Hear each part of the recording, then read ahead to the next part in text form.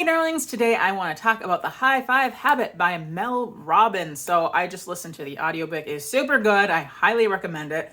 And I wanted to share a couple takeaways. So one is the kind of beginning premise of the book, and it sounds silly, and she acknowledges that it's silly, is high-fiving yourself in the mirror every morning, and maybe more often. Because a lot of times when we get up, go on over to the old mirror, and some of us don't even look in the mirror. Some of us are just like, nope. But some of us will take a gander and think, look at the bags under my eyes, look at the double chin, look at whatever flub, look at whatever. My hair's uneven. I don't know. We look at the stuff that is not great and we pick it apart. But if you instead give yourself a little high five, a little boop de boop, it's hard to not feel a little bit happier. It's hard to not let that counteract whatever's going on in your brain. And there's a reason for that. So as long as you've been alive, whenever you've given a high five or gotten a high five, it's generally celebration or encouragement. So you won the game, boom, high five. You kissed your crush, boom, high five. You're on mile 3 of a 10-mile run, boom, high five. You can do it. Even if you're struggling, like you got this. And so it's this, congratulations, you did it kind of thing, or you're gonna do it.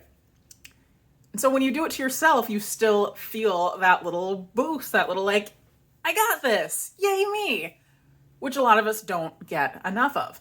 We don't celebrate ourselves very often.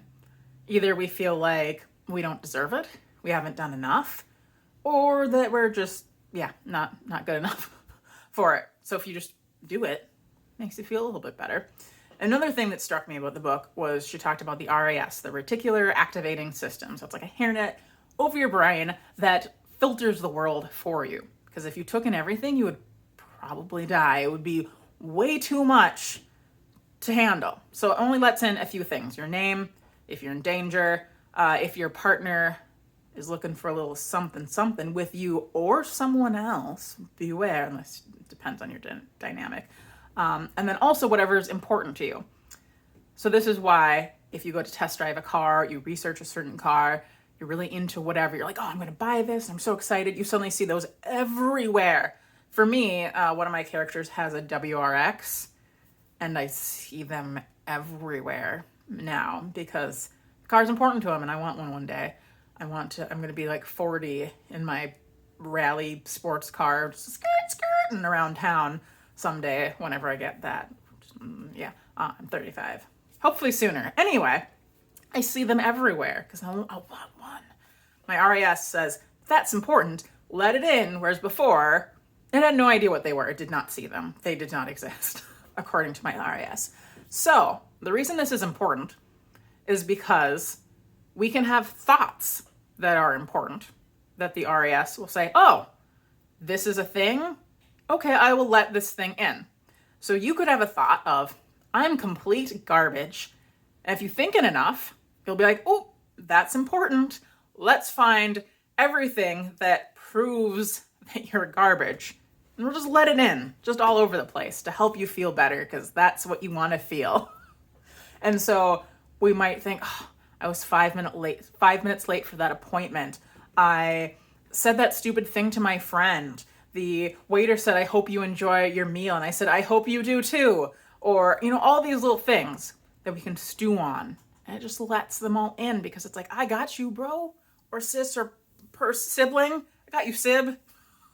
And that can make it a little bit difficult because we might not have an idea that I'm a good person is an important thought. So your RAS will ignore all of the things that show that you're a good person. And so you can start to believe, well, I really am a pile of garbage because look at all this evidence around me. So if you have a friend that believes this and they're just down in the dumps and they're thinking, oh my gosh, I can't believe it, I accidentally stepped on that ant and I feel like a terrible person and I'm just awful. And you're like, no, you're amazing. Like, you give to whatever charity and you volunteered at the soup kitchen and you make me the best sandwiches. But they're just like, oh, no, also the other day I accidentally forgot to change the toilet paper roll and now I'm just awful. I should just dive into a dumpster fire. They're going to have a hard time taking in the good stuff. But what you can do about that is make whatever new thought that's better important. And you can tell the RAS when it's bringing you something that you don't want, like, hey, I'm just not thinking about that right now. So if you do have the I'm a garbage thought, and your brain's like, oh, hey, you spilled some milk over there, you're garbage. You're like, nope, I'm not garbage. Like, everyone spills milk sometimes. I'm not even going to cry about it. That's how awesome I'm doing today.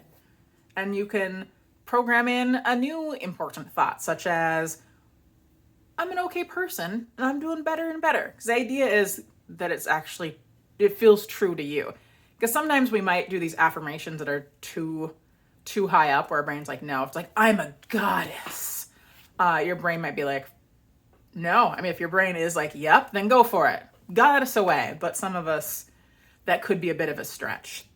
But just something that feels right, that's neutral or positive. You can just kind of keep repeating that to yourself, and eventually that will become your important thought that your RAS will find evidence to support. I'm going to throw in a bonus thing because I feel like it. One thing she said is that our dreams never go away.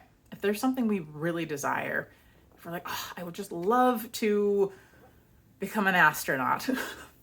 You might not be able to become an astronaut, but doing something toward that kind of dream, something maybe to do with space. I don't know. Maybe, I mean, you could become an astronaut, maybe. I don't know. I don't know what's going on with you. But we never forget our dreams. And I think that's interesting because when I was younger, I did want to be a writer, but I just never thought that I could be. I was thinking, well, I'm not good enough. I don't have the resources. I'm terrible at marketing myself. But it always stayed in the back of my head. And I wrote almost 2 whole books. I cannot fathom how long they are because I broke one up into many different chunks of chapters, but ginormous. But yeah, I wrote a whole couple, almost, the second one wasn't done, but almost 2 full fantasy books. Didn't do anything with them because I was thinking, like no one would actually want to read this. And then when COVID hit, I actually started writing. And then when I was done with my first book, I was thinking, could I actually sell this? And this had to have been, maybe 20 plus years of waiting to actually become a writer. But that dream never left. That dream was always there. And so I always have to do this. When I made this and burst it into the planet, that was gigantic. Like, I cannot explain how amazing and good that felt. But it was a dream that was 20 plus years in the making to actually write a book and then make it be a thing and to sell copies and then to make the audiobook. That's amazing. And I'm just going to keep going. Because I thought of more things. I originally was doing this for TikTok, and I can do this for longer than 3 minutes, so that's why. One of Mel Robbins' mottos, kind of, is that I can't have put in this much work for something good not to happen. Probably said in a much more eloquent way. But basically, when she wrote her first book, was it her first book? The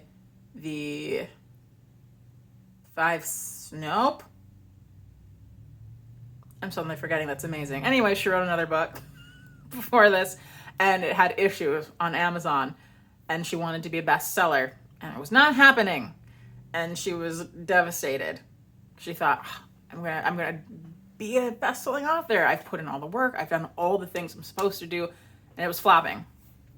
And that was a thought she had of, I cannot have put in all of this work for something not amazing to happen. And so that's what I keep trying to remind myself, because writing, doing your own narrating, it's a lot of work. It is a lot to do. And so I know that something amazing is going to happen, and it's just to keep on going, because I want the income from what I do to be my main source of income. I have a full-time job that pays the bulk of my bills. And while I do make some money off of my books, you know, the difference, I want it to go like this. Basically, I want that to be my income. And it can be discouraging to think, that might be far away, or that might never happen. But I have to remind myself that every single day I'm putting in work to what I do. And so something amazing does have to happen. Like, that's simply a rule, basically. And that's how my current job went. When I first started, it was really slow, but I was very stubborn and very determined that it would work. And it does. And we have to turn away clients constantly. And so it's just knowing that if you put a lot of work into something, you're going to get something out of it. And maybe it's way different than what you originally thought it was going to be, but you are still going to get something positive. It's just how it works. Or at least it's a belief that I feel like I want to have. So I'm working on it. But yeah, okay. This got really rambly. Okay, bye!